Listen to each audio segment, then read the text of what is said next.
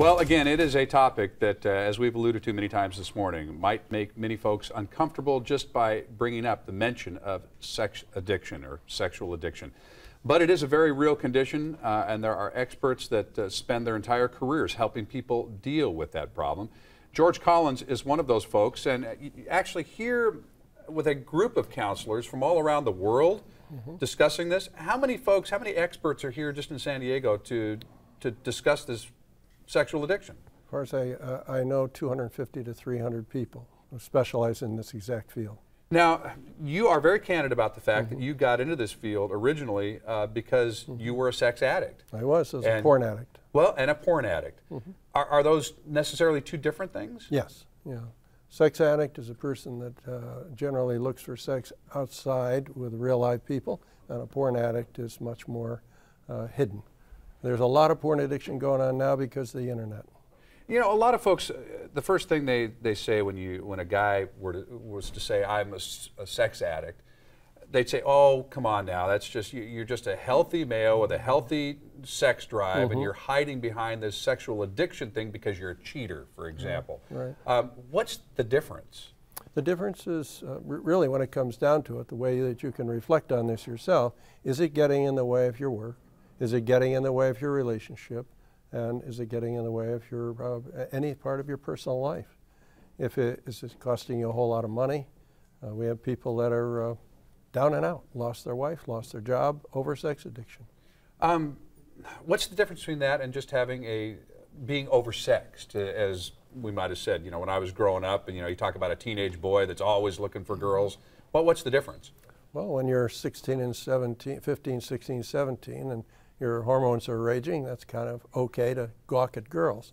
But when you're a 50 or 60-year-old man, gawking at girls is kind of pathetic. And is it something that's all-consuming then, like with any other addiction? Yeah. So is there does there come a point when the sex itself is not even satisfying? It isn't about sex. It's just about a coping strategy. Whenever you get a sexual urge to act out, that means not with your wife or with a partner, something is dying to tell you something. There's a problem, and you need to look at the problem. So you wrote the book, Breaking the Cycle, essentially about your own situation. Right. How did it manifest itself? I mean, how old were you? At what point did you think, hey, you know what, maybe I'm not just a healthy male with a healthy sexual appetite, maybe there's more going on here? Well, I never had the talk with my parents. No one ever told me. So I had to find it out on the streets like most of us. And then I found my father's Penthouse Playboy magazines. And my family was dysfunctional. They were fighting and drinking alcohol a lot. And so there wasn't a lot of family connection. So the way that I soothed myself was with these pictures. And as I grew older, the pictures hooked up and real relationships were there, but I wasn't really able to be intimate. No one taught me intimacy. Into me you see. Intimacy. Sure. So that's what we're trying to teach at Compulsion Solutions. So if folks are sitting out here watching this right now, I guess I need to draw some lines here first off. Is this primarily a male problem, a female problem, or are there percentages?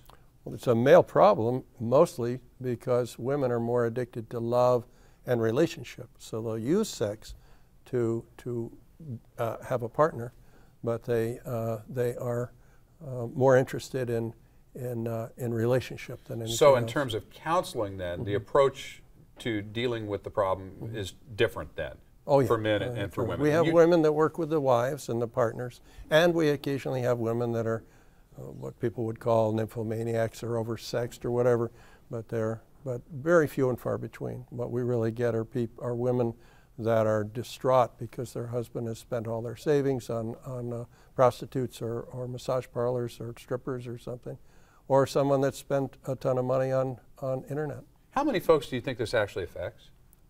Millions and millions. The latest statistic that I'm hearing at the meeting I'm going to, it says 25% of all people who are at work are using porn a day. So let's talk about briefly here, if we can, the warning signs. Warning signs for you either as an observer or as an individual wondering if you have a problem.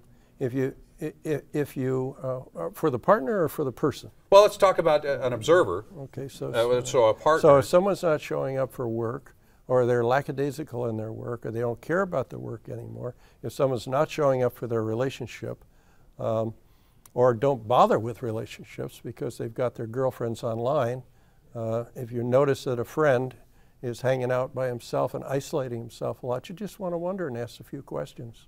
If you're that person, you should go to compulsionsolutions.com. Compulsionsolutions.com is the name of George's website. It's George Collins. Again, thank you so much for coming in and at least getting the discussion going on this topic. I realize it's not as simple as folks would like to make it out to be, and we could really spend a lot more time on it. So when you're back in town, would you come back and talk to us again? Love to do it. All right, George Collins, compulsionsolutions.com is the name of the website. Get some answers if you think that this might even apply to you or someone you know. Thank you so much for coming in. Good to be here. Pleasure. Thank you.